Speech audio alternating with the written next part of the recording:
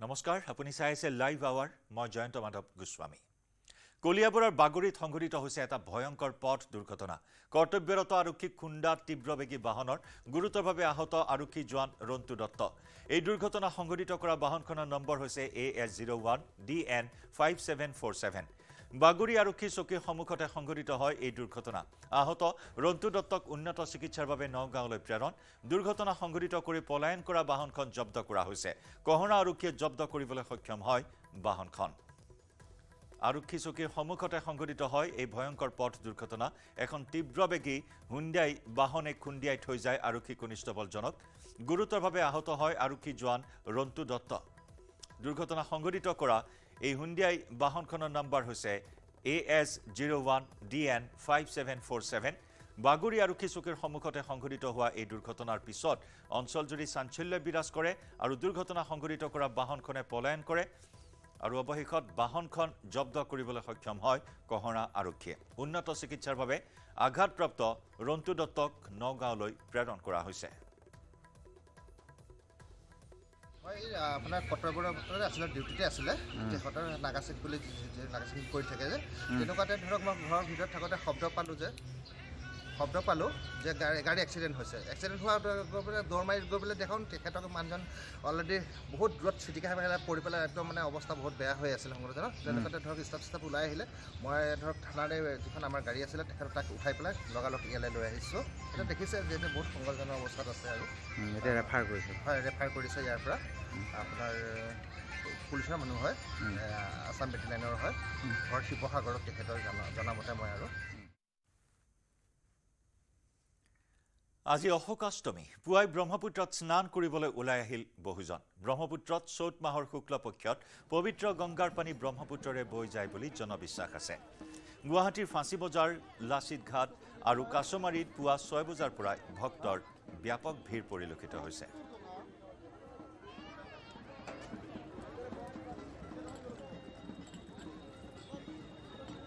অশোকাষ্টমী উপলক্ষে ব্ৰহ্মপুত্ৰত স্নান কৰিবলৈ ওলাই আহিল বহুজন ব্ৰহ্মপুত্ৰত চৈত মাহৰ শুক্ল পক্ষত পবিত্ৰ গংগাৰ পানী ব্ৰহ্মপুত্ৰৰে বৈ যায় বুলি জনবিশ্বাস আছে গুৱাহাটীৰ ফাঁচী বজাৰ লাচিত ঘাট আৰু কাছমাৰী ঘাটত পুৱা 6 বজাৰ পৰাই ভক্তৰ ভিৰ দেখিবলৈ পোৱা হৈছে এক আধ্যাত্মিক পৰিৱেশে বিৰাজ কৰে ব্ৰহ্মপুত্ৰৰ ঘাটত আগবঢ়াম আমাৰ জ্যেষ্ঠ সাংবাদিক নিলয় ভট্টাচাৰ্যৰ এক বিশেষ প্ৰতিবেদন আজি চৈত মাহৰ অষ্টমী শুক্লপক্ষৰ আজি অষ্টমী আৰু আজিয়েই হ'ল অশোক অষ্টমী আৰু অশোক অষ্টমীৰ স্নানৰ বাবে ব্ৰহ্মপুত্ৰৰ পাৰত আমি পাছফালে আপুনি দেখিছে ব্ৰহ্মপুত্ৰৰ পাৰত অগণন শ্ৰদ্ধালুৰ ভিৰ ৰাতিপুৱা 6টা বজাৰ পৰা শ্ৰদ্ধালু ব্ৰহ্মপুত্ৰ পাৰলৈ আহিছে অশোক অষ্টমীৰ স্নান কৰিছে স্নান কৰি পূজা অৰ্চনা কৰি শিৱক কাৰণ চৈত মাহ গোটেই চৈত মাহটোৱে শিৱৰ মাহ শিৱৰ আৰাধনা কৰি ইয়াত দান কৰিছে আৰু লগতে দৈ চিৰা গুড় জলপান গ্ৰহণ কৰি আকৌ শিৱৰ আৰাধনা কৰি উভতি যাব আজি অষ্টমী বাসন্তী পূজাৰ অষ্টমী আৰু এই গোটেই নৱৰাত্ৰাৰ আজি অষ্টমী লগতে এটা কথা হ'ল যে এই যে অশোক অষ্টমীৰ আচলতে এটা তাৎপৰ্য আছে বিশেষকৈ যে এই গছ গছনি বা গছৰ যে আৰাধনা এই গীতা ভাগৱতৰ দিনৰ পৰাই বা তাৰো আগৰ পৰাই মানুহে যে গছক উপাসনা কৰি আহিছে তাৰেই এক জীৱন্ত প্ৰমাণ হ'ল অশোক অষ্টমী কাৰণ এই অশোক অষ্টমীৰ মানেই হ'ল অশোক গছৰ পূজা কৰা মানুহে বিশ্বাস কৰে যে শিৱৰ চকুলোৰ পৰা এটোপাল চকুলোৰ পৰা ৰুদ্ৰাক্ষৰ উৎপন্ন হৈছিলে আনটো চকুলোৰ পৰা অশোক গছৰ উৎপত্তি হৈছিলে সেইবাবে শিৱৰ খুব প্ৰিয় গছ আৰু শিৱৰ প্ৰিয় গছৰ গতিকে এই অশোক গছৰ পূজা কৰা হয় গোটেই আজি অষ্টমীক অশোক অষ্টমী বুলি কোৱা হয় অশোক গছৰ পূজা কৰা হয় শিৱক আৰাধনা কৰা হয় আৰু ইয়াতেই এই প্ৰমাণ যে গছ গছনিৰ আচলতে যি ইম্পৰ্টেঞ্চ সেই ইম্পৰ্টেঞ্চ আজি নহয় সেই অতীতৰ পৰা চলি আছে আৰু ভৱিষ্যতলৈও থাকিব আৰু সেই গতিকে আমি উপলব্ধি কৰিব লাগে আজি এই বিশেষ দিনটোত এই উপলব্ধি কৰিব লাগে যে আমাৰ বিশ্বাস গছ গছনিৰ প্ৰতি এতিয়াও আছে গছ ধ্বংসলীলা গছৰ বা গছ ধ্বংস বা হাবি জংঘল কাটি ধ্বংস কৰিব নালাগে, য'তেই সুযোগ পাওঁ সুবিধা পাওঁ গছজোপা ৰুব লাগে, প্ৰতিপাল কৰিব লাগে, ডাঙৰ দীঘল কৰিব লাগে। আৰু এনেকুৱা উৎসৱ অশোক অষ্টমী, এই অশোক অষ্টমী ভগৱানক ধোৱা উৎসৱ, আৰু এই ভগৱানক ধোৱা লগতে এই গছ গছনিকো আচলতে পূজা উপাসনা কৰি এই গছ গছনিৰ যি ইম্পৰ্টেঞ্চ বা যি এক মাহাত্ম্য, সেই মাহাত্ম্য উপলব্ধি কৰাৰ। আৰু অশোকাষ্টমী উপলক্ষে পুৱাৰে পৰা ব্ৰহ্মপুত্ৰত স্নান কৰিবলৈ কলিয়াবৰ শিলঘাটৰ কামাখ্যা মন্দিৰৰ নামনিতো ভক্তৰ ব্যাপক ভিৰ। ৰাজ্যৰ বিভিন্ন প্ৰান্তৰ লোকৰ সমাগম ঘটিছে শিলঘাটলৈ। প্ৰবাদ অনুসৰি চ'ত মাহৰ শুক্লাষ্টমী তিথিত ব্ৰহ্মপুত্ৰৰে উজাই আহে গংগাৰ জলধাৰা। এই জলৰাশিত স্নান কৰিলে পাপ খণ্ডন হোৱাৰ লগতে পুণ্য অৰ্জন হয় বুলি আছে এক লোকবিশ্বাস। আজি পবিত্ৰ অশোকাষ্টমী আৰু পবিত্ৰ অশোকাষ্টমীৰ দিনটোতে শিলঘাটৰ ব্ৰহ্মপুত্ৰৰ পাৰত স্নান কৰিবলৈ হাজাৰ হাজাৰ ভক্ত দৰ্শনাৰ্থী সমাগম ঘটিছে। আৰু মই দেখুৱাইছো পোনপটীয়াকৈ দৃশ্য কলিয়াবৰ শিলঘাটৰ ব্ৰহ্মপুত্ৰত এই অশোকাষ্টমীৰ পবিত্ৰ স্নান কৰিবলৈ ভিন্ন প্ৰান্তৰ ভক্ত দৰ্শনাৰ্থী আহিছে। আৰু শিলঘাটৰ কামাখ্যা মন্দিৰৰ নামনিত এইবাৰো ভক্তৰ ভিৰ আৰু পুৱাৰে পৰা ভিন্ন প্ৰান্তৰ লোকৰ সমাগম ঘটিছে শিলঘাটৰ ব্ৰহ্মপুত্ৰৰ পাৰত। প্ৰবাদ অনুসৰি পবিত্ৰ শুক্লাষ্টমী তিথিত ব্ৰহ্মপুত্ৰৰে উজাই আহে গংগাৰ জলধাৰা, আৰু এই জলৰাশিত স্নান কৰিলে পাপ খণ্ডন হোৱাৰ লগতে পুণ্য অৰ্জন হয় বুলি এক লোকবিশ্বাস আছে। আৰু সেই লোকবিশ্বাসকে সৰুগত কৰি প্ৰতি বছৰৰ দৰে এইবাৰো শিলঘাটত ব্ৰহ্মপুত্ৰৰ পাৰত স্নান কৰিবলৈ ভিৰ কৰিছে বিভিন্নজনে। আৰু ব্ৰহ্মপুত্ৰত স্নান কৰাৰ লগতে মৃতকৰ পিণ্ডদান শ্ৰাদ্ধ বিধি আদি সমাপন কৰে বিভিন্নজনে। আৰু এই পবিত্ৰ স্নান কৰিবলৈ দেখা গৈছে পুৱাৰে পৰা ভিন্ন প্ৰান্তৰ লোক সমাগম ঘটিছে এই শিলঘাটৰ ব্ৰহ্মপুত্ৰৰ পাৰত। আৰু দেখা গৈছে পুৱাৰে পৰা এই ব্ৰহ্মপুত্ৰৰ পাৰত স্নান কৰিছে, পবিত্ৰ স্নান কৰিছে। যি প্ৰবাদ আছে যে এই দিনটোতে ব্ৰহ্মপুত্ৰ দি উজাই আহে গংগা নৈ, আৰু গংগাৰ এই জলৰাশিত স্নান কৰিলে পাপ খণ্ডন হয়, পুণ্য অৰ্জন হয়। আৰু সেইবাবেই এইদৰে দেখা গৈছে ৰাজ্যৰ ভিন্ন প্ৰান্তৰ ভক্ত দৰ্শনাৰ্থীয়ে ভিৰ কৰিছে শিলঘাটৰ এই ব্ৰহ্মপুত্ৰৰ পাৰত। আৰু এই অশোকাষ্টমীৰ দিনটোৰ পৰাই শিলঘাটত প্ৰতি বছৰে এক বিশাল মেলা অনুষ্ঠিত হয়। আজিৰে পৰা মেলা অনুষ্ঠিত হ'ব, আৰু এই মেলালৈ ৰাজ্যৰ ভিন্ন প্ৰান্তৰ ভক্ত দৰ্শনাৰ্থীৰ সমাগম ঘটে। আমি দেখুৱাই আছোঁ এই মুহূৰ্তত কলিয়াবৰ শিলঘাটত ব্ৰহ্মপুত্ৰ স্নান কৰি বহু লোক আহিছে। আপুনি ইয়ালৈ আহিছে, আজিৰ দিনটোত স্নান কৰিলে কি লাভ হয়, কি উদ্দেশ্যে মানুহে স্নান কৰিবলৈ আহে? আচলতে চ'তৰ যি অশোক অষ্টমী হয়, ই এটা পুণ্যৰ হেৰি হয়। আৰু ইয়াত মানে পৰশুকুণ্ডৰ পৰা আদি কৰি নদ নদী সাগৰ বা মহাসাগৰলৈকে ইয়াত এটা সমন্বয়ৰ এটা হেৰি হয়। ইয়াত স্নান কৰিলে পুণ্য হয়। ইয়াৰ যোগেদি কোনোৱে মৃতকৰ্ম কৰে, কোনোৱে হয়তো পিণ্ড দান কৰে, কোনোৱে পিতৃ মাতৃ হৈ পেলাই তেখেতসকলৰ পুণ্যৰ যিখিনি কাম সেইখিনি কাম কৰিবলৈ ইয়ালৈ আহে। আৰু এই ধাৰাত যদি স্নান কৰে তেতিয়াহ'লে পুণ্যতা লাভ কৰে। আৰু সন্মুখত এই লুইতৰ সন্মুখতে ব্ৰহ্মপুত্ৰৰ সন্মুখতে মা কামাখ্যা মন্দিৰ আছে। মা কামাখ্যাৰ আশীৰ্বাদ লাভ কৰিব পৰা হয়। গতিকে ইয়াত স্নান কৰিলে মানুহে পূৰ্বৰ জন্মৰ যিটো কাম বা আগন্তুক যিবিলাক কাম কৰিবলগীয়া আছে এই পুণ্যতা লাভ কৰিব পৰাকৈ ইয়াত স্নান কৰিলে মানে পুণ্যতা লাভ কৰিব পৰা যায়। মই দেখুৱাইছোঁ এই মুহূৰ্তত ব্ৰহ্মপুত্ৰৰ পাৰত, শিলঘাটৰ ব্ৰহ্মপুত্ৰৰ পাৰত ভিন্ন প্ৰান্তৰ যিহেতু এক বিশাল মেলা অনুষ্ঠিত হয়। 100 বছৰ গৰকা এই শিলঘাট অশোকাষ্টমী মেলা, আৰু এই মেলা এই স্নানৰ লগত সংগতি ৰাখি মেলা অনুষ্ঠিত হয়। আৰু এইবাৰো ৰাজ্যৰ ভিন্ন প্ৰান্তৰ ভক্ত দৰ্শনাৰ্থীয়ে ভিৰ কৰিছে এই শিলঘাটৰ ব্ৰহ্মপুত্ৰৰ পাৰত। আৰু যিহেতু আজি পবিত্ৰ অশোকাষ্টমী, এই অশোকাষ্টমীৰ এই তিথিত এই দিনটোতে স্নান কৰিলে পাপ খণ্ডন হয়, বহু লোকে মৃতকৰ পিণ্ডদান কৰে আদি পুণ্য অৰ্জনৰ উদ্দেশ্যে এই পবিত্ৰ স্নান কৰে। কাৰণ আজিৰ দিনটোতে গংগা উজাই বয় ব্ৰহ্মপুত্ৰত এক প্ৰবাদ আছে। সেই প্ৰবাদ অনুসৰি বা এই লোকবিশ্বাস অনুসৰি এই পবিত্ৰ অশোকাষ্টমীৰ দিনটোত ৰাজ্যৰ ভিন্ন প্ৰান্তৰ ভক্ত দৰ্শনাৰ্থী ইয়ালৈ আহে। ভক্ত দৰ্শনাৰ্থীৰ সমাগমে এতিয়া উখল মাখল হৈ পৰিছে কলিয়াবৰ শিলঘাটৰ এই লুইতৰ পাৰ। তিনিচুকীয়াৰ গৌৰীপুৰ গাঁৱত নিশা অগ্নিকাণ্ড ফিলবাৰীৰ গৌৰীপুৰ গাঁৱৰ সঞ্জয় যাদৱ নামৰ এজন লোকৰ বাসগৃহত অগ্নিকাণ্ড দোকান গৃহৰ লগতে বাসগৃহ সম্পূৰ্ণৰূপে জুইত জাহ যায় সঞ্জয় যাদৱৰ প্ৰধানমন্ত্ৰী আৱাস গৃহ নিৰ্মাণৰ বাবে লাভ কৰা ৩২,৫০০ টকা সম্পূৰ্ণৰূপে জুইত জাহ যোৱাৰ লগতে অন্যান্য সামগ্ৰীও জাহ যায় জুইত স্থানীয় লোকসকলে জুই নিৰ্বাপনৰ চেষ্টা চলায় যদিও অগ্নিকাণ্ডত দোকান গৃহৰ লগতে বাসগৃহ জাহ যায়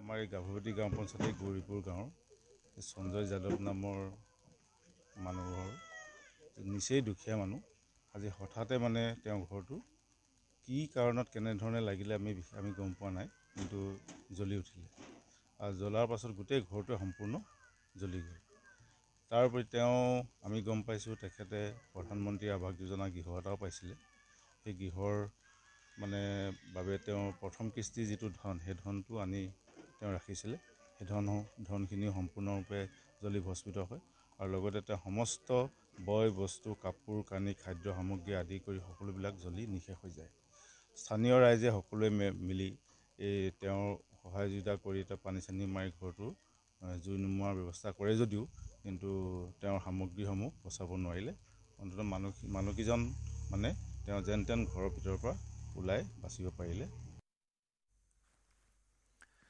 সোণাপুৰত খেল মহাৰণত অঘটন সাইক্লিং ইভেণ্টত আহত কেইবাগৰাকী খেলুৱৈ খেল আৰম্ভ হোৱাৰ লগে লগে চকা খুলিলে কেইবাখনো চাইকেলসমূহ যোগান ধৰিছিল চৰকাৰে চাইকেলৰ চকা খুলি ট্ৰেকতে বাগৰি পৰিল কেইবাজনো খেলুৱৈ আহত খেলুৱৈক এম্বুলেন্সৰে চিকিৎসালয়লৈ নিয়া হয় এই ঘটনাক কেন্দ্ৰ কৰি এই মুহূৰ্তত প্ৰতিক্ৰিয়া সৃষ্টি হৈছে আমি দৃশ্য আগবঢ়াইছোঁ এই মুহূৰ্তত খেল মহাৰণ 2.0 আৰম্ভ হৈছে আৰু ইয়াৰে সাইক্লিং প্ৰতিযোগিতাত সাইক্লিং ইভেণ্টত সংঘটিত হ'ল এই অঘটন কেইবাগৰাকী খেলুৱৈ আহত হ'বলগীয়া হ'ল চাইকেলৰ চকা খুলি বাগৰি পৰিল ট্ৰেকত কেইবাগৰাকী খেলুৱৈ চাইকেলসমূহ যোগান ধৰিছিল চৰকাৰে চাইকেলৰ চকা খুলি ট্ৰেকত এনেদৰে বাগৰি কেইবাজনো খেলুৱৈ আঘাতপ্ৰাপ্ত হৈছে আহত খেলুৱৈসকলক ততাতৈয়াকৈ এম্বুলেন্সেৰে প্ৰেৰণ কৰা হয় চিকিৎসালয়লৈ নিজৰ পেৰেণ্টছবোৰক অনুৰোধ কৰিছোঁ যে কাইণ্ডলি আপুনি চকী বহি লওক টিম কোচ টিম সাইকেল হলে নহয়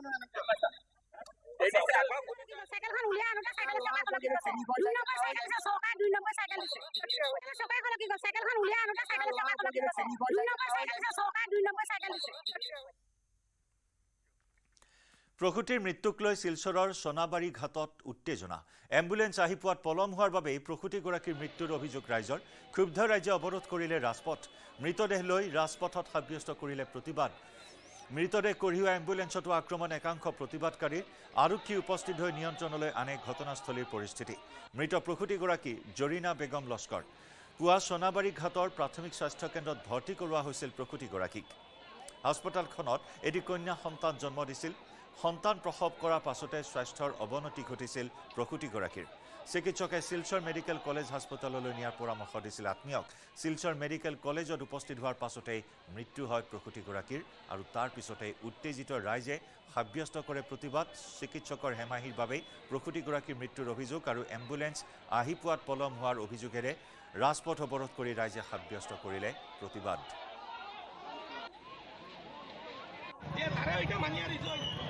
যদি উচ্চ মেশিনারি যদি না থাকে তাহলে তারা নেক্সট টাইম যাতে এরকম আর ডেলিভারি কেস না রাখে এটা আমরা একটা দাবি আর 2 নম্বর দাবি হইল যে মেয়েটা আজকে এই ডাক্তারগুলোর গাফিলতির কারণে মারা গেছে এই মেয়েটারে যাতে একটা আর্থিক সাহায্য দেওয়া হোক এই দাবিটা আমরা রাখলাম স্যারে এটা মানিয়া নিছই এর লাগিন আমরা আজকে এই বন্ধটারে তুলতে পাইছি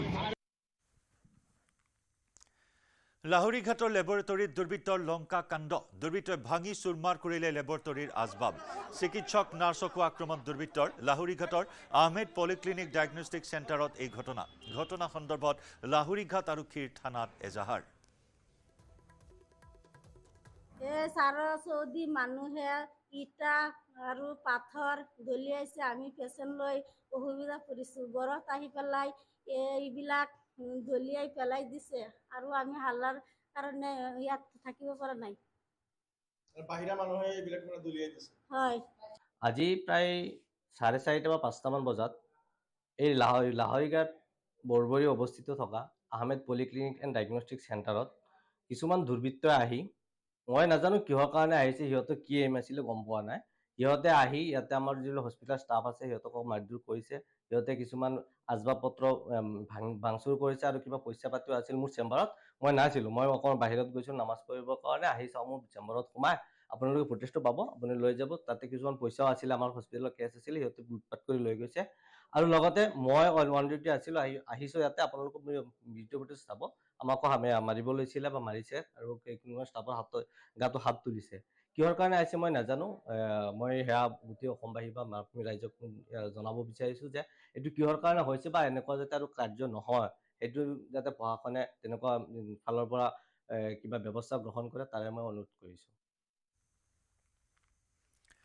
খানাপাৰা পশু চিকিৎসা মহাবিদ্যালয় খেলপথাৰত অনুষ্ঠিত হৈ থকা ৰঙালী অনুষ্ঠানত অপ্ৰীতিকৰ ঘটনা। জুবিন গাৰ্গৰ অনুষ্ঠান চাবলৈ অহা অনুৰাগীক দাঙি লৈ গ'ল বাউন্সাৰে। নিশা জুবিন গাৰ্গ আহিবনে নাই তাকেই সোধাৰ বাবে এজন অনুৰাগীক দৰ্শকৰ আসনৰ পৰা উঠাই লৈ যায় মঞ্চৰ পাছফালে। ৰঙালীৰ অনুষ্ঠান উপভোগ কৰিবলৈ যোৱা দৰ্শকক এনে আচৰণ কৰাৰ ভিডিঅ' ছ'চিয়েল মিডিয়াত ভাইৰেল হৈছে, যাৰ বাবে সৰ্বত্ৰ প্ৰতিক্ৰিয়াৰ সৃষ্টি হৈছে। দৰ্শকক এনে আচৰণ কৰাৰ পাছতো উদ্যোক্তাই এই পৰ্যন্ত কোনো প্ৰতিক্ৰিয়া প্ৰকাশ কৰা নাই অথবা ক্ষমা খোজা নাই। অনুষ্ঠান আয়োজনৰ নামত একাংশ বাউন্সাৰৰ গুণ্ডাগিৰিক ধিক্কাৰ জনাইছে সকলোৱে। উল্লেখযোগ্য যে 3 দিনীয়াকৈ আয়োজন কৰা ৰঙালী অনুষ্ঠানৰ প্ৰথম দিনাই সংঘটিত হ'ল এনে এক নিকৃষ্ট ঘটনা।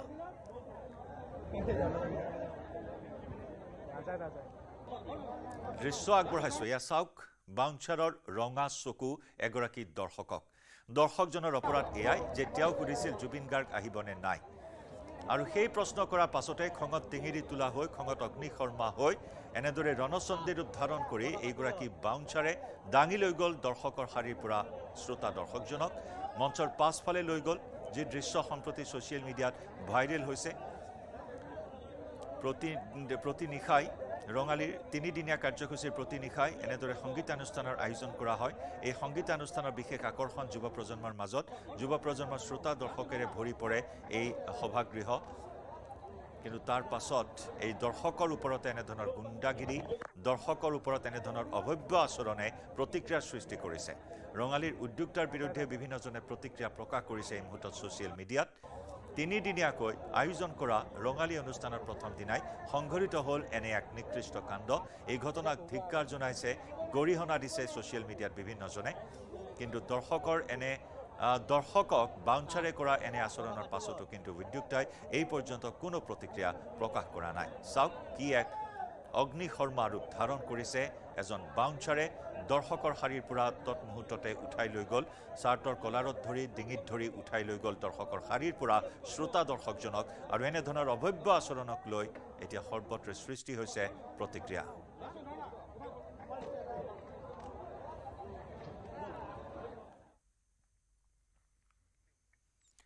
দুই এছিয়াছ ভাতৃক গ্ৰেপ্তাৰ। এছিয়াছ বিষয়া তনবীৰ ইউছুফ আহমেদ আৰু মাছুম ইউছুফক গ্ৰেপ্তাৰ। আয় বহিৰ্ভূত সম্পত্তিৰ গোচৰত গ্ৰেপ্তাৰ 2 এছিয়াছ বিষয়াক। শুকুৰবাৰে CM ভিজিলেন্সে দিনজোৰা জেৰাৰ অন্তত নিশা গ্ৰেপ্তাৰ কৰে দুয়োকে। ভেটাপাৰাৰ JP আগৰৱালা উপপথৰ 20 নম্বৰ ঘৰত চলিছিল অভিযান। 2 বিষয়াৰ বিৰুদ্ধে 8/2025 আৰু 9/2025 নম্বৰত ৰুজু হৈ আছে গোচৰ। আয়তকৈ অধিক সম্পত্তিৰ অধিকাৰীৰ গোচৰ ৰুজু হৈ আছিল। 2গৰাকী এছিয়াছ বিষয়াৰ বাসগৃহত অভিযান চলোৱা হৈছিল আৰু অৱশেষত 2জনক গ্ৰেপ্তাৰ কৰাৰ খবৰ আহিছে। উল্লেখযোগ্য যে বদলিৰ পাছতো নতুন ঠাইত যোগদান কৰা নাছিল তনবীৰে। দৰঙৰ দলগাঁও ৰাজচক্ৰ বিষয়া তনবীৰ ইউছুফ আহমেদ দলগাঁৱৰ পৰা তনবীৰক বদলি কৰিছিল চামগুৰি ৰাজচক্ৰলৈ। সংলগ্ন বিষয়া হিচাপে চামগুৰি ৰাজচক্ৰলৈ বদলি কৰিছিল তনবীৰ আহমেদক। বদলিৰ নিৰ্দেশৰ বিৰুদ্ধে আদালতত গোচৰ তৰিছিল এছিয়াছ বিষয়া তনবীৰ আহমেদে। গুৱাহাটী উচ্চ ন্যায়ালয়ত বদলিৰ বিৰুদ্ধে তনবীৰ আহমেদে কৰিছিল আবেদন। 2 বছৰ সম্পূৰ্ণ নোহোৱাকৈ বদলি কৰা কাৰ্যক প্ৰত্যাহ্বান জনাইছিল তনবীৰ আহমেদে। পৰৱৰ্তী সময়ত তনবীৰ আহমেদে গোচৰটো উঠাই লৈছিল যদিও যোগদান কৰা নাছিল চামগুৰিত, আৰু তাৰ পাছতে তনবীৰৰ দলগাঁৱৰ চৰকাৰী কাৰ্যালয়ত অভিযান চলাইছিল CM ভিজিলেন্সে। ইপিনে তনবীৰ আহমেদৰ ভাতৃ মাছুম ইউছুফক 26 ফেব্ৰুৱাৰীত নিলম্বন কৰিছিল চৰকাৰে। চৰকাৰী নীতি উলংঘন কৰিছিল মাছুম ইউছুফে। এছিয়াছ পদত থাকিও এটা ব্যক্তিগত প্ৰতিষ্ঠানত কৰ্মৰত হৈ আছিল মাছুম ইউছুফ, যাৰ বাবে CM ভিজিলেন্সে অভিযান চলাই এছিয়াছ বিষয়া মাছুম ইউছুফৰ ঘৰতো। নিউজ ৰুমৰ পৰা আমাৰ সতীৰ্থ সাংবাদিক বিৰিঞ্চি কুমাৰ ডেকাৰ সৈতে সংযুক্ত হৈছো। বিৰিঞ্চি, অৱশেষত গ্ৰেপ্তাৰ কৰা হ'ল বিতৰ্কিত এই দুয়োগৰাকী ভাতৃ ACS বিষয়াক। নিশ্চয় জয়ন্ত, যে আচলতে দেখা পোৱা গৈছিল যে বিগত প্ৰায় বহুদিন ধৰি যিহেতু এই দুই ACS বিষয়াৰ বিৰুদ্ধে আচলতে এটা যি গোচৰ ৰুজু কৰা হৈছিল আৰু তাৰ পাছত CM ভিজিলেন্সে দীৰ্ঘদিনে তেওঁলোকক নিৰীক্ষণ কৰি আছিল যে কি কাৰণে যে 2024 চনত তেওঁলোকে যোগদান কৰিছিল আৰু তাৰ পাছত যেতিয়া চামগুৰিলৈ বিভিন্ন ধৰণৰ দুৰ্নীতিৰ অভিযোগ যেতিয়া উঠিছিল তাৰ পাছত চামগুৰিলৈ তেওঁক বদলি কৰা হৈছিল তনভীৰক, কিন্তু তেওঁ যোগদান কৰা নাছিল। বিপৰীতে চৰকাৰৰ সেই নিৰ্দেশনাৰ বিপৰীতে তেওঁ গুৱাহাটী উচ্চ ন্যায়ালয়ত দ্বাৰস্থ হৈছিল যে তেওঁ যুক্তি দৰ্শাইছিল যে এগৰাকী ACS বিষয়াই 3 বছৰলৈকে এটা পদবীত তেওঁ কাৰ্যনিৰ্বাহ কৰিব পাৰে, গতিকে তেওঁ 2 বছৰ সম্পূৰ্ণ নোহোৱাকৈ কেনেধৰণে তেওঁক বদলি কৰিব পাৰে সেইটো তেওঁ প্ৰত্যাহ্বান জনাইছিল। আৰু তাৰ বিপৰীতে কিন্তু CM ভিজিলেন্সে এটা অভিযোগ পাইছিল যে দৰঙৰ দলগাঁৱৰ যি ৰাজচক্ৰৰ বিষয়া কাৰ্যালয় আছে তাত দীৰ্ঘদিনে বিভিন্ন ধৰণৰ উৎকোচৰ বেহা চলি আছিল আৰু তাৰ বিৰুদ্ধে CM ভিজিলেন্সে এটা গোচৰ যিহেতু ৰুজু কৰিছিল আৰু ৰুজু কৰি সেইগৰাকীয়ে তনভীৰৰ যি চৰকাৰী কাৰ্যালয় বাসগৃহ আছিল, তেওঁ ভাড়াঘৰ আছিল, তাত গৈ অভিযান চলাইছিল আৰু অভিযানৰ সময়ত বিভিন্ন ধৰণৰ নথি পত্ৰ জব্দ কৰিছিল আৰু সেইখিনি সময়ত একাংশ ভুক্তভোগী লোকে কৈছিল যে টকাৰ বিনিময়ত এই ACS বিষয়াগৰাকীয়ে আন কাৰোবাৰ মাটি আন কাৰোবালৈ হস্তান্তৰ কৰিছিল, তেনেধৰণৰ গুৰুতৰ অভিযোগ আছে। আৰু এই সমগ্ৰ বিষয়টো চৰকাৰৰ ফালৰ পৰা এটা নিৰ্দেশনা দিয়া হৈছিল যে অতি শীঘ্ৰে তনভীৰে চৰকাৰৰ বিৰুদ্ধে গোচৰ যি তৰিছিল সেই গোচৰটো উঠাই ল'ব লাগে। পৰৱৰ্তী সময়ত তনভীৰে সেই গোচৰটো উঠাই লৈছিল যদিও চামগুৰিত তেওঁ যোগদান কৰা নাছিল। যোগদান নকৰাৰ কাৰণটো এইটোৱেই আছিল যে তেওঁ সংলগ্ন বিষয়া হিচাপে দিছিল। তেওঁক যিগৰাকীয়ে ৰাজচক্ৰৰ বিষয়া চামগুৰিত থাকিব তেওঁক কেৱল মাত্ৰ কামত সহযোগহে কৰিব পাৰিব, গতিকে সেই বিষয়টোত তেওঁ শূন্য হৈ পেলাই যোগদান কৰা নাছিল। আৰু ইয়াৰ অন্তৰালত যে তেওঁৰ কেৱল মাত্ৰ দলগাঁৱত কেইমাহমান চাকৰি কৰিয়ে যে বৃহৎ পৰিমাণৰ ধন যে লাভ কৰিছিল সেই কথাখিনি স্পষ্ট হৈ পৰিছিল। একে সময়তে যিগৰাকী মাছুম ইউছুফ আহমেদ তেওঁ ACS বিষয়া হৈও ইনফোচিছৰ দৰে এটা প্ৰতিষ্ঠানত উচ্চ পদবীত তেওঁ কাম কৰি আছিল, গতিকে এইটো এটা সম্পূৰ্ণ নীতিৰ বিৰুদ্ধ। আৰু চৰকাৰে সেই সকলোখিনি যেতিয়া তথ্য পাতি সেইগৰাকী ACS বিষয়াৰ বিৰুদ্ধে যেতিয়া লাভ কৰিছিল তেতিয়াই 26 তাৰিখে তেওঁক চাকৰিৰ পৰা নিলম্বন কৰাইছিল। আৰু কালি দিনটোত যিহেতু সমগ্ৰ দিনটো প্ৰায় 12-13 ঘণ্টা জোৰা তেওঁলোকক জেৰা কৰিছিল। তেওঁ প্ৰথমে বাসগৃহত বিভিন্ন ধৰণৰ নথি পত্ৰ জব্দ কৰিছে, জেৰা কৰিছে, পৰৱৰ্তী সময়ত CM ভিজিলেন্সৰ কাৰ্যালয়লৈ তেওঁলোকক লৈ আহি জেৰা কৰাৰ অন্তত নিশাৰ ভাগত দুয়োকে গ্ৰেপ্তাৰ কৰি পাণবজাৰ থানাত তেওঁলোকক নিশাটো ৰাখে। আৰু আজি যিহেতু তেওঁলোকক সোধা পোছা কৰিব কিছু সময়ৰ পাছত থানাৰ পৰা যেতিয়া CM ভিজিলেন্সলৈ লৈ আহিব, সেইখিনি সময়তে হয়তো যিগৰাকী তনভীৰৰ বাগদত্তা ৰীতিমণি দাস তেওঁকো CM ভিজিলেন্সলৈ তলব কৰাৰ সম্ভাৱনা আছে। যদিহে ৰীতিমণি দাসৰ বিৰুদ্ধে যিখিনি পৰ্যাপ্ত নথি পত্ৰ বা তথ্য পাতি পাইছে সেই সকলোখিনিত যদি CM ভিজিলেন্সৰ তদন্তকাৰী বিষয়া যদি সন্তুষ্ট নহয় তেতিয়াহ'লে তেওঁকো হয়তো গ্ৰেপ্তাৰ কৰাৰ পূৰ্ণ সম্ভাৱনা আছে, কিন্তু এই মুহূৰ্তলৈকে সেয়া নিশ্চিত হোৱা নাই। কিন্তু তলব যে কৰিব সেইটো প্ৰায় নিশ্চিত। গতিকে এই ধৰণে যে ACS পদত তেওঁলোকে চাকৰি কৰিছিল, কিন্তু তেওঁলোকে যি ধৰণে ৰাজচক্ৰৰ বিষয়া কাৰ্যালয়ত দুৰ্নীতিৰ বেহা মেলিছিল সেই সমগ্ৰ বিষয়টোক লৈ চৰকাৰে প্ৰতিটো খবৰ যিহেতু লাভ কৰিছিল, গতিকে তাৰ বাবে CM ভিজিলেন্সৰ দলটোৱে তেওঁলোকৰ ঘৰত বিৰিঞ্চি যিটো গোচৰ ৰুজু কৰা হৈছিল আয়তকৈ অধিক সম্পত্তিৰ অধিকাৰী সেই গোচৰ ৰুজু কৰা হৈছিল, গতিকে সম্পত্তিৰ শেহতীয়া কিবা তথ্য জানিব পৰা হৈছে। আনকি কালি যি অভিযান চলোৱা হৈছিল সেই অভিযানৰ সময়ত আনকি টকা গণা মেচিন পৰ্যন্ত লৈ যোৱা হৈছিল। নিশ্চয়কৈ তেওঁলোকে যিহেতু সেই ঘৰটো তেওঁলোকৰ পিতৃগৃহ বুলি আচলতে কোৱা হৈছে, তেওঁলোকে নিজাকে বিভিন্ন ঠাইত মাটি সম্পত্তি কৰিছে, কিন্তু সেই তথ্যসমূহ নথিসমূহ যিহেতু CM ভিজিলেন্সে জব্দ কৰিছে, হয়তো আজিৰ পৰা CM ভিজিলেন্সৰ তদন্তকাৰী দলে আৰম্ভ কৰিব যে ক'ত ক'ত তেওঁলোকৰ ভূমি আছে, তেওঁলোকৰ নামে বেনামে যিসমূহ সম্পত্তি আছে সেইসমূহৰ বিৰুদ্ধে অভিযান চলিব, সেইবোৰ জোখমাখ কৰিব বা তাৰ মূল্যায়ন কৰিব। তাৰ পাছত স্পষ্ট হ'ব যে মাত্ৰ 2 বছৰ পূৰ্বে চাকৰিত যোগদান কৰা এগৰাকী তনভীৰ বা মাছুমে কেনেধৰণে কোটি কোটি টকাৰ সম্পত্তিগৰাকী হ'ল 2 বছৰৰ ভিতৰতে সেই সকলোখিনি যিহেতু মূল্যায়ন কৰিব। একে সময়তে তেওঁলোকৰ ঘৰত যিহেতু বহু বৃহৎ পৰিমাণৰ নগদ ধন কালি উদ্ধাৰ কৰিছে বুলি জানিব পৰা গৈছে, কিন্তু এই মুহূৰ্তলৈকে CM ভিজিলেন্সৰ পৰা আনুষ্ঠানিকভাৱে সেইখিনি কথা হয়তো জনোৱা নাই। আজি হয়তো দিনৰ কিছু সময়ৰ পাছত আৰক্ষী অধীক্ষকগৰাকী হয়তো সেই সকলোখিনি তথ্য হয়তো দিব যে কিমান টকা তেওঁলোকৰ ঘৰত উদ্ধাৰ হ'ল, কি নথি পত্ৰ জব্দ কৰা হৈছে, তেওঁলোকৰ নামে বেনামে সম্পত্তি ক'ত ক'ত আছে, সেইসমূহ সম্পত্তিৰ মূল্য কিমান, সকলোখিনি কথা হয়তো কিছু সময়ৰ পাছত স্পষ্ট কৰিব। ধন্যবাদ বিৰিঞ্চি।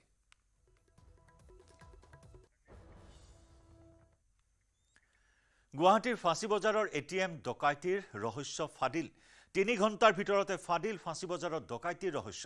কৰ্মচাৰী অনিল শৰ্মাই টকাখিনি লুকুৱাই ৰাখিছিল। দুৰ্বৃত্তই চকুত জলকীয়া গুৰি ছটিয়াই ধন কাঢ়ি নিয়া বুলি মিছা অভিযোগ আনিছিল অনিল শৰ্মাই। টকাখিনি লুকুৱাই নাটক ৰচনা কৰিছিল। বামুণী মৈদামৰ এটা ফ্লেটৰ পৰা উদ্ধাৰ কৰা হয় টকাখিনি। চাদত লুকুৱাই থোৱা অৱস্থাত উদ্ধাৰ কৰা হয় নগদ 6,28,000 টকা। এই ঘটনাত অনিল শৰ্মাৰ সৈতে জড়িত আছে আন এজন লোক। আনজন লোককো ইতিমধ্যে চিনাক্ত কৰিছে আৰক্ষীয়ে। শীঘ্ৰেই লোকজনক গ্ৰেপ্তাৰ কৰিব আৰক্ষীয়ে।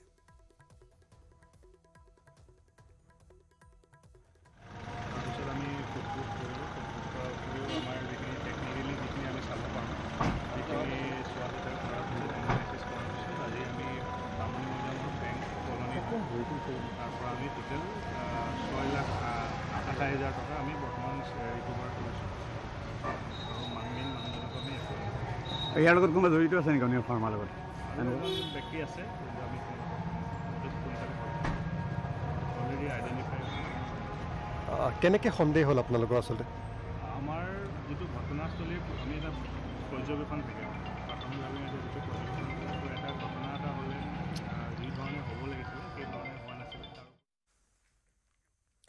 গুৱাহাটী বিশ্ববিদ্যালয় কৰ্তৃপক্ষৰ বিৰুদ্ধে পুনৰ সৰব ছাত্ৰ সমাজ। কন্দৰ্প শৰ্মাৰ স্বাক্ষৰ সম্বলিত পৰীক্ষাসূচী প্ৰকাশৰ পিছতে ক্ষোভ আইন মহাবিদ্যালয়ৰ ছাত্ৰ সন্থাৰ। ছাত্ৰ সমাজৰ প্ৰতিবাদক আওকাণ কৰাত গুৰুতৰ অভিযোগ বিশ্ববিদ্যালয় কৰ্তৃপক্ষৰ বিৰুদ্ধে।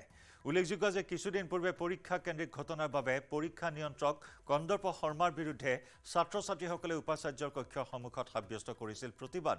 আৰু তাৰ পিছতে উপাচাৰ্য ননীগোপাল মহন্তই সাময়িকভাৱে চাকৰিৰ পৰা অব্যাহতি দিছিল কন্দৰ্প শৰ্মাক। বিশ্ববিদ্যালয় কৰ্তৃপক্ষই এখন তদন্ত কমিটি গঠন কৰি সেই কমিটিৰ সিদ্ধান্ত মৰ্মে কন্দৰ্প শৰ্মাৰ পুনৰ যোগদানৰ কথা বিবেচনা কৰিব ছাত্ৰ সমাজক কৈছিল। কিন্তু তদন্ত কমিটিৰ প্ৰতিবেদনৰ পূৰ্বে পুনৰ কন্দৰ্প শৰ্মাৰ স্বাক্ষৰ সম্বলিত পৰীক্ষাসূচী বিশ্ববিদ্যালয় কৰ্তৃপক্ষই প্ৰকাশ কৰাত ক্ষোভিত হৈ পৰিছে ছাত্ৰ সমাজ। যিগৰাকী এক্সামিনেশ্যন কণ্ট্ৰলাৰে পৰীক্ষা নিয়ন্ত্ৰক মহোদয়ে ছাত্ৰ ছাত্ৰীক ভাল ব্যৱহাৰ এটা কৰিব নাজানে, বহুত ছাত্ৰ ছাত্ৰীক তেওঁ মিছবিহেভ কৰাৰ অভিযোগ আছে, সেইগৰাকী কণ্ট্ৰলাৰ ছাৰক অতি শীঘ্ৰে তেখেতৰ পদৰ পৰা অপসাৰণ কৰিব লাগে। আৰু দ্বিতীয়তে যিসকল ছাত্ৰ ছাত্ৰীক তেওঁ মিছবিহেভ কৰিছিল সকলোৰে আগত তেওঁ ক্ষমা খুজিব লাগে। এই দুটা দাবী লৈ আমি উপাচাৰ্য মহোদয়ৰ ওচৰত আমি প্ৰতিবাদী কাৰ্যসূচী গ্ৰহণ কৰিছিলো। আৰু এই প্ৰতিবাদী কাৰ্যসূচীৰ পাছত উপাচাৰ্য মহোদয়ে আমাক সাক্ষাৎ কৰি কৈছিল যে এখন তদন্ত সমিতি গঠন কৰা হ'ব আৰু তদন্ত সমিতিয়ে 7 দিনৰ ভিতৰত ৰিপৰ্ট কৰিব। আৰু তদন্ত সমিতিয়ে ৰিপৰ্ট নিদিয়ালৈকে কণ্ট্ৰলাৰ ছাৰক সেই চকীৰ পৰা নিলম্বন কৰি ৰখা হ'ব। 3 এপ্ৰিল তাৰিখত এখন নটিচ জাৰি হৈছে, যিখন নটিচত কণ্ট্ৰলাৰ ছাৰৰ চহী আছে। কন্দৰ্প কুমাৰ শৰ্মা ছাৰ, যিজন বৰ্তমানো কণ্ট্ৰলাৰ হিচাপে তেখেতসকলে এপইণ্ট কৰি ৰাখিছে। এই জাননীখনৰ পৰা এটা কথা স্পষ্ট হৈছে যে আমি যি প্ৰতিবাদী কাৰ্যসূচী কৰিছিলো, উক্ত প্ৰতিবাদী কাৰ্যসূচীক লৈ আমাৰ সন্মানীয় কৰ্তৃপক্ষৰ লোকসকলে আমাৰ প্ৰতিবাদৰ প্ৰতি কোনো ধৰণৰ গুৰুত্ব তেওঁলোকে দিয়া নাই। তেখেতলোকে যিকোনো প্ৰকাৰে সেই সেই কণ্ট্ৰলাৰগৰাকীক নিজৰ আসনখনত পুনৰ অধিষ্ঠিত কৰি ৰাখিবৰ কাৰণে যুঁজা চলোৱা যেন আমাৰ পৰিলক্ষিত হৈছে। আমেৰিকা আৰু চীনৰ মাজত আৰম্ভ হৈছে বাণিজ্যিক যুদ্ধ। মাৰ্কিন যুক্তৰাষ্ট্ৰই আৰোপ কৰা শুল্কৰ বিপৰীতে এইবাৰ চীনে আৰোপ কৰিছে নতুন শুল্ক। 10 এপ্ৰিলৰ পৰা আমেৰিকাৰ সকলো আমদানিৰ ওপৰত 34% পাৰস্পৰিক শুল্ক আৰোপ চীনৰ। 2 এপ্ৰিলত মাৰ্কিন ৰাষ্ট্ৰপতি ডোনাল্ড ট্ৰাম্পে বহুকেইখন দেশৰ বিৰুদ্ধে আৰোপ কৰিছিল আমদানি শুল্ক। ইয়াৰ পাছতে বিশ্বৰ অৰ্থনীতিত বিৰূপ প্ৰভাৱ পৰিছিল। আমেৰিকাই আৰোপ কৰা আমদানি শুল্কক চীনে একপক্ষীয় দাদাগিৰি বুলি অভিহিত কৰিছে। এই শুল্কক অৰ্থনৈতিক যুদ্ধ বুলি অভিহিত কৰিছে চীনৰ ৰাষ্ট্ৰপতি শ্বি জিনপিঙে, যাৰ বাবে আমেৰিকাৰ বিৰুদ্ধেও চীনে 34% পাৰস্পৰিক শুল্ক আৰোপ কৰিছে। ক্ৰমাৎ আমেৰিকা আৰু চীনৰ মাজত বাণিজ্যিক যুদ্ধৰ ৰূপ লৈছে। চীনৰ নতুন শুল্কসমূহে কৃষিখণ্ড, প্ৰযুক্তি, শক্তিখণ্ড আৰু আন উৎপাদনমূলক সামগ্ৰীক লক্ষ্য কৰি লৈছে। লগতে আমেৰিকাৰ উদ্যোগসমূহৰ বাবে প্ৰয়োজনীয় খনিজ সম্পদসমূহৰ ওপৰতো ৰপ্তানিত শুল্ক আৰোপ কৰিছে। এক প্ৰকাৰ আমেৰিকাক প্ৰত্যাহ্বান জনাই চীনে ঘোষণা কৰা এই পাৰস্পৰিক শুল্কই দুয়োখন দেশৰ মাজত যে বাণিজ্যিক যুদ্ধৰ নতুন বাট মুকলি কৰিছে সেয়া নিশ্চিত।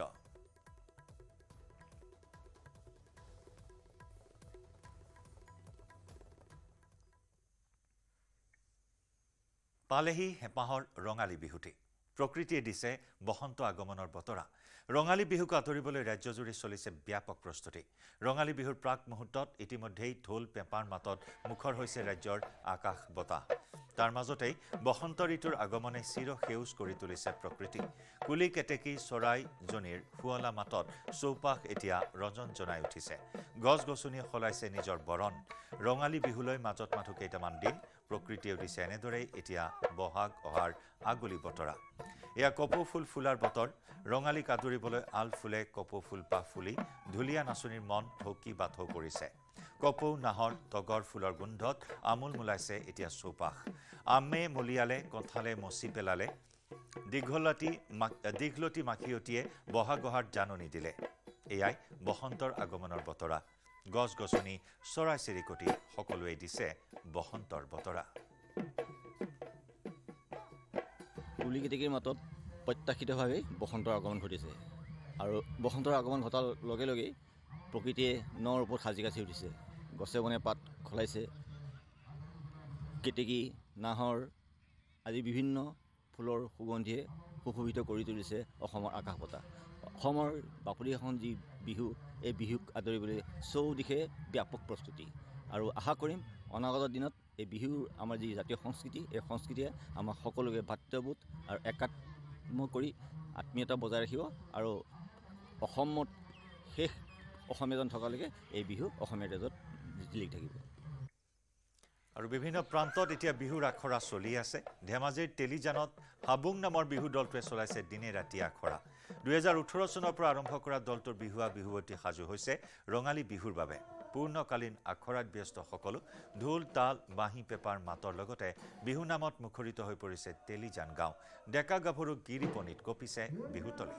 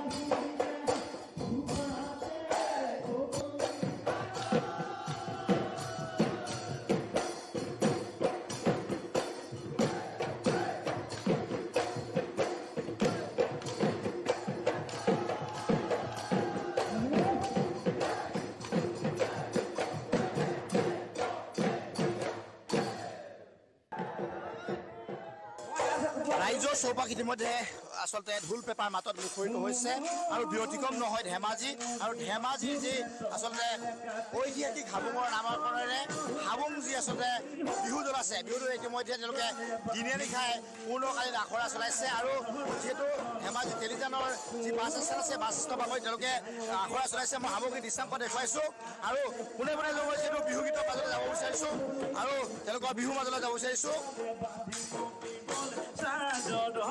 চল পালি হাওনৰ পথাৰত চাজল পান দিবলৈ আহিবা জানো তুমি আয়ে বিচাৰিছে ঘৰ ধৰিবলৈ লখিমী ঐ বোৱাৰী মোৰ তৰা দৈ যৌৱনত ভৰি দিকালৈ তুমি আছালৈ ঈশ্বৰক খাটিছো নিজক কৰি ল'বলৈ আপোন কৰি ল'বলৈ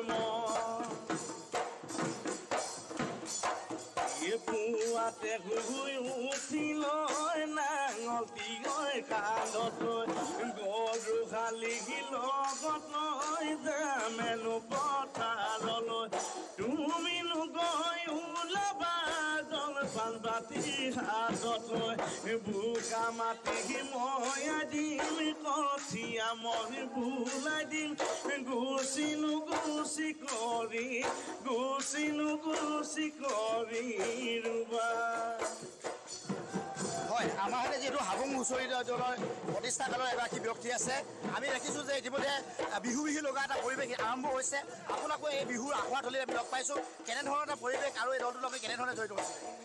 নমস্কাৰ, সকলোকে মই বিহুৰ শুভেচ্ছা জনাইছোঁ। আচলতে মোক ধৰি বান্ধি আনিলে, মই অকণমান কিবা কামত আছিলোঁ। এনেকুৱা এটা পৰিৱেশ আমাৰ অসমীয়া জাতিৰ যিটো প্ৰকাশ কৰিব নোৱাৰি, এই পৰিৱেশটোৱে অসমখনক এটা সলনি কৰি দিয়ে। সেই পৰিৱেশত থাকি আচলতে ভাষাৰে একোৱেই ক'ব নোৱাৰি।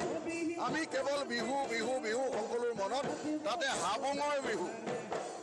আজি 18 চনতে জন্ম হোৱা, গতিকে অসম বিয়পি গৈছে বিহুৱে, অসম চানি ধৰিছে বিহুৱে, প্ৰকৃতিয়ে আমাক সহায় কৰিছে। সকলো ফালে কেৱল বিহু বিহু বিহু, সকলো অসমীয়া ৰাইজে উপভোগ কৰক।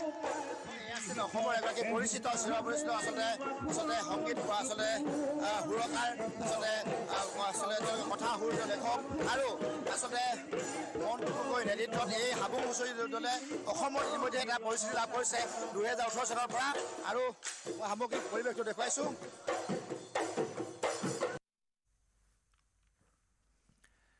পহিলা বহাগৰ পৰা সকলো চৰকাৰী নীতি নিৰ্দেশনা ইংৰাজীৰ লগতে অসমীয়া ভাষাটো ছপা কৰাৰ বাবে শুকুৰবাৰে অসম কেবিনেটে গুৰুত্বপূৰ্ণ সিদ্ধান্ত গ্ৰহণ কৰে।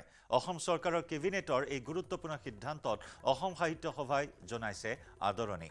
ৰাজ্যৰ প্ৰতিটো চৰকাৰী কাৰ্যালয়ত সকলো নীতি নিৰ্দেশনা অসমীয়া ভাষা ব্যৱহাৰ বাধ্যতামূলক কৰাৰ সিদ্ধান্ত ঘোষণা কৰাৰ পিছতেই অসম সাহিত্য সভাৰ দৰং জিলা সমিতিয়ে প্ৰকাশ কৰিছে আনন্দ। মুখ্যমন্ত্ৰীৰ এই পদক্ষেপত আদৰণি জনাই সাহিত্য সভাই চৰকাৰী কাৰ্যালয়ৰ বাহিৰেও ব্যৱসায়িক প্ৰতিষ্ঠানসমূহতো অসমীয়া ভাষাৰ নামফলক হ'ব লাগে বুলি দাবী উত্থাপন কৰে। 1 বহাগৰ পৰা সকলো চৰকাৰী পত্ৰ অসমীয়াতে প্ৰকাশ পোৱা সন্দৰ্ভত কি কৈছিল মুখ্যমন্ত্ৰীয়ে?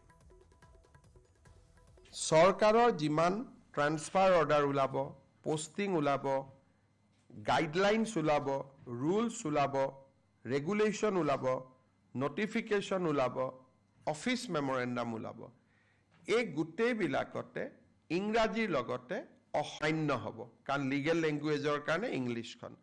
কিন্তু অসমত 1 বহাগৰ পৰাই আমি এইটো সিদ্ধান্ত লৈছোঁ যে যিমান চৰকাৰী অৰ্ডাৰ হয়, অফিচ মেমৰেণ্ডাম হয়, ৰুলছ হয়, ৰেগুলেশ্যন হয়, বিধানসভাৰ আইন হয়, যিমানবিলাক চৰকাৰী কমিউনিকেশ্যন, তাত ইংৰাজীৰ লগতে এখন অসমীয়া প্ৰতিলিপিও সন্নিৱিষ্ট কৰিব লাগিব। ইংৰাজীখন থাকিব, ইংৰাজীৰ লগত অসমীয়া এটা কপি থাকিব। বৰাক উপত্যকাত বেংগলী থাকিব, বিটিআৰত বড়ো থাকিব অতিৰিক্তকৈ। অৰ্থাৎ বৰাক উপত্যকাত বঙালী থাকিব, বিটিএডিত বড়ো থাকিব আৰু সমগ্ৰ অসমতে ইংৰাজী আৰু অসমীয়া। এই ব্যৱস্থাটো আজি কৰা হৈছে আৰু সদৌ অসম ছাত্ৰ সন্থাৰ লগত আমাৰ আলোচনা হৈছিল। জাষ্টিছ BK শৰ্মা কমিটিৰ এইটো অনুমোদন আছিল। ৰাজ্য চৰকাৰে অহা 1 এপ্ৰিলৰ পৰা কাৰ্যকৰী হোৱা কৰি 15 এপ্ৰিল 1 বহাগৰ পৰা কাৰ্যকৰী হোৱাকৈ ইয়াক ৰূপায়ণ কৰাৰ বাবে নিৰ্দেশ দিছে। আমি চৰকাৰী অফিচাৰসকলক কৈছোঁ যে প্ৰথম অৱস্থাত ভাচিনী বুলি এটা এপ আছে, য'ত অসমীয়া, বড়ো, বেংগলী 3টা ভাষাই উপলব্ধ হয়, তাক ব্যৱহাৰ কৰক আৰু লাহে লাহে তেওঁলোকে নিজাকৈ লিখিব পৰা হৈ যাব। নিশ্চয়কৈ অসম কেবিনেটৰ এক গুৰুত্বপূৰ্ণ সিদ্ধান্ত। 1 বহাগৰ পৰা চৰকাৰী সকলো নীতি নিৰ্দেশনা ইংৰাজীৰ লগতে অসমীয়াটো ছপা হ'ব। এই লৈ কি প্ৰতিক্ৰিয়া ব্যক্ত কৰিব জানিবলৈ আমি চেষ্টা কৰিম। আমাৰ লগত আছে সাহিত্য সভা, দৰং জিলা সাহিত্য সভাৰ বিষয়ববীয়া, ৰাজ্যিক বিষয়ববীয়া আছে। আমি জানিবলৈ চেষ্টা কৰিম, যিহেতু অসমীয়া ভাষাত 1 বহাগৰ পৰা সকলো নীতি নিৰ্দেশনা ইংৰাজীৰ লগতে ছপা হ'ব। আমি জানিবলৈ চেষ্টা কৰিম। দৰং জিলা সাহিত্য সভাৰ সম্পাদক মৃণাল ৰাজবংশী আছে। এক গুৰুত্বপূৰ্ণ সিদ্ধান্ত, কি ধৰণে লৈছে আপোনালোকে? হয়, অসম কেবিনেটৰ এই সিদ্ধান্তক আমি আদৰণি জনাইছোঁ দৰং জিলা সাহিত্য সভাৰ পৰা। আচলতে অসমীয়া ভাষা জগত সভালৈ যোৱাৰ এই প্ৰাকখনত আমি চৰকাৰীভাৱে যিটো সিদ্ধান্ত আজি গ্ৰহণ কৰিলে, যে অসমত 1 বহাগৰ পৰা অসমীয়া ভাষা সকলো চৰকাৰী কাৰ্যালয়ত জাননীসমূহ বিভিন্ন ধৰণৰ যিসমূহ জাননী ওলাব এই জাননীসমূহ অসমীয়া ভাষাত প্ৰকাশ পাব গতিকে আমি অত্যন্ত আনন্দিত হৈছোঁ আৰু আমি ইতিমধ্যে এই বিষয়টোত দেহে কেহে লাগি আছোঁ আজি বহু বছৰৰ পৰা অসম সাহিত্য সভাৰ ৰাজ্য ভাষা আৰু মাতৃভাষা প্ৰয়োগ আঁচনিৰ অধীনত আমি অসমৰ বিশেষকৈ আমি দৰঙৰ যিসমূহ ব্যৱসায়িক প্ৰতিষ্ঠান আছে এই ব্যৱসায়িক প্ৰতিষ্ঠানসমূহক আমি গৈ অনুৰোধ জনাইছিলোঁ যে আপোনালোকে যিসমূহ নামফলক এই নামফলকসমূহত আপোনালোকে অসমীয়া ভাষা ব্যৱহাৰ কৰিব আৰু এই প্ৰক্ৰিয়া আমাৰ এতিয়াও অব্যাহত আছে আৰু আজি যিটো সিদ্ধান্ত গ্ৰহণ কৰিলে আমি সঁচাকৈয়ে অতি আনন্দিত হৈছোঁ আৰু অসম চৰকাৰৰ মাননীয় মুখ্যমন্ত্ৰীক আমি ধন্যবাদ জ্ঞাপন কৰিছোঁ তেখেতৰ এই যি সিদ্ধান্ত এই সিদ্ধান্ত সঁচাকৈয়ে আমাক যথেষ্টখিনি আগুৱাই লৈ যাব এইখিনি এই কি ক'ব যে এটা গুৰুত্বপূৰ্ণ সিদ্ধান্ত বুলি ইতিমধ্যে উল্লেখ কৰিছে অসম চৰকাৰৰ আজি যিটো সিদ্ধান্ত এইটো এটা ঐতিহাসিক সিদ্ধান্ত আৰু ইয়াৰ বাবে আমি পুনতেই অসমৰ সন্মানীয় মুখ্যমন্ত্ৰী মহোদয় সম্বন্ধিত তেওঁৰ সমূহ কেবিনেটক আমি ধন্যবাদ জ্ঞাপন কৰিছোঁ অসম সাহিত্য সভাৰ এক দীৰ্ঘদিনীয়া দাবী আছিলে যে অসমত অসমীয়া ভাষাটো মাতৃভাষা ৰূপে স্বীকৃতি পাব লাগে আৰু তাৰ পৰিপ্ৰেক্ষিতত আজি চৰকাৰীভাৱে যি নিৰ্দেশনা জাৰি কৰা হ'ল যে ইংৰাজীৰ লগতে সকলো জাননী বা নিৰ্দেশনাবোৰ অসমীয়া ভাষাত আজিৰ পৰা বহাগৰ 1 তাৰিখৰ পৰা উপলব্ধ হ'ব সেইটোৱে আমাক বহুত আনন্দিত কৰিছে আমি বহুত উৎফুল্লিত হৈছোঁ আৰু এই যুগান্তৰকাৰী সিদ্ধান্তটোৱে আমাৰ অসম আৰু অসমীয়াক পুনৰবাৰ বিশ্ব দৰবাৰত প্ৰতিষ্ঠাত সহায় কৰিব বুলি আমি দৃঢ় বিশ্বাস নিশ্চয়কৈ অসমীয়া ভাষা যি বাধ্যতামূলকৰ যি সিদ্ধান্ত এই সিদ্ধান্তক সকলোৱে আদৰণি জনাইছে হয় এইটো এটা অতি গুৰুত্বপূৰ্ণ সিদ্ধান্ত আৰু ইয়াৰ বাবে আমি অসম চৰকাৰক আমি ধন্যবাদ জনাইছোঁ তেওঁলোকৰ এই যি সিদ্ধান্ত সেই সিদ্ধান্তক আদৰণি জনাইছোঁ আৰু আমি অসম সাহিত্য সভায়ো আমি জানো যে 1950 চনৰ পৰাই এইটো দাবী কৰা হৈছিল যে অসমীয়া ভাষাক চৰকাৰী ভাষা হিচাপে স্বীকৃতি দিব লাগে আৰু 1960 চনত যি আইন প্ৰণয়ন কৰা হৈছিল সেই আইন প্ৰণয়ন বিভিন্ন কাৰণত হয়তো কাৰ্যকৰী কৰাৰ ক্ষেত্ৰত অসুবিধা হৈ আছিল কিন্তু আমাৰ মাননীয় মুখ্যমন্ত্ৰী ডক্টৰ হিমন্ত বিশ্ব শৰ্মাদেৱৰ নেতৃত্বত আজি যি সিদ্ধান্ত লোৱা হ'ল যে 1 বহাগৰ পৰা অসমীয়া ভাষা চৰকাৰী কাৰ্যালয়সমূহত বাধ্যতামূলকভাৱে প্ৰচলন কৰা হ'ব তাৰ জৰিয়তে আমাৰ অসমীয়া ভাষীসকলক সাধাৰণ মানুহক বহুতখিনি সকাহ দিছে এই কাৰণে যে বহু ক্ষেত্ৰত কিছুমান অধিসূচনা বা জাননী সাধাৰণ মানুহে বুজি নাপায় ইয়াৰ জৰিয়তে সাধাৰণ মানুহখিনিয়ে যথেষ্টখিনি সকাহ পাব আৰু আমাৰ প্ৰশাসনিক যিটো ব্যৱস্থা সেই ব্যৱস্থাটোক তেওঁলোকে সুমুৱাই যোৱাৰ কাৰণে অধিক সুবিধা হ'ব গতিকে পুনৰবাৰ অসম চৰকাৰক মই ধন্যবাদ জনাইছোঁ নিশ্চয়কৈ এক গুৰুত্বপূৰ্ণ সিদ্ধান্ত ইতিমধ্যে সকলোৱে আদৰণি জনাইছে চিৰচেনেহী মোৰ ভাষা জননী ভাষা অসমীয়া ভাষাক আচলতে জগত সভালৈ লৈ যোৱাৰ কাৰণে সাহিত্য সভাৰ বিভিন্ন ধৰণে কাম কৰি আছে তেনে সময়তে মুখ্যমন্ত্ৰীৰ যি সিদ্ধান্ত মুখ্যমন্ত্ৰী কেবিনেটৰ ডক্টৰ হিমন্ত বিশ্ব শৰ্মাৰ কেবিনেটৰ যি সিদ্ধান্ত এই সিদ্ধান্তক বিশেষকৈ অসম সাহিত্য সভাই আদৰণি জনাইছে ৰাষ্ট্ৰপতি দ্ৰৌপদী মুৰ্মুৰ বিশেষ নিৰাপত্তাৰ দায়িত্বত আছে এজন অসমীয়া যুৱক তেজপুৰৰ অবিনাশ ছেত্ৰীয়ে পালন কৰি আছে ৰাষ্ট্ৰপতিৰ বিশেষ নিৰাপত্তা তথা এডিচিৰ দায়িত্ব ভাৰতীয় সেনাৰ মেজৰ অবিনাশ ছেত্ৰীৰ এই গধুৰ দায়িত্বক লৈ সুখী তেজপুৰবাসী মহামহিম ৰাষ্ট্ৰপতি নিৰাপত্তাৰ দিশত জড়িত থকা অসম সন্তান অবিনাশে দীৰ্ঘদিনৰ পৰাই এই দায়িত্বত আছে ৰাষ্ট্ৰপতি ভৱনত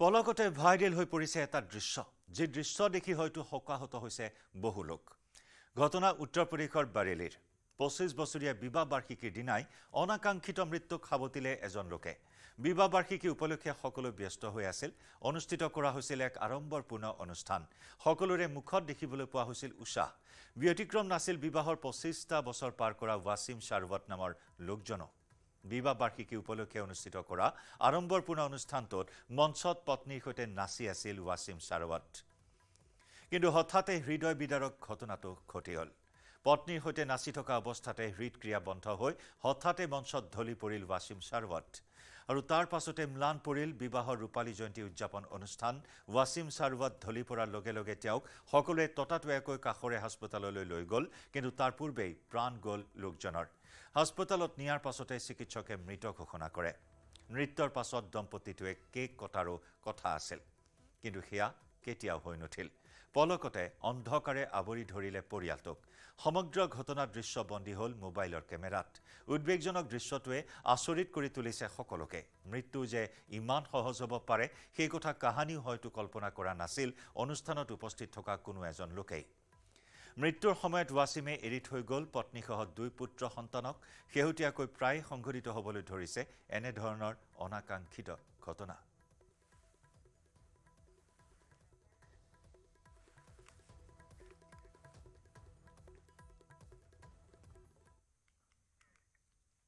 খবৰৰ ধাৰা অব্যাহত ৰাখিম লাইভ আৱাৰত সময় হৈছে এটা চমু বাণিজ্যিক বিৰতি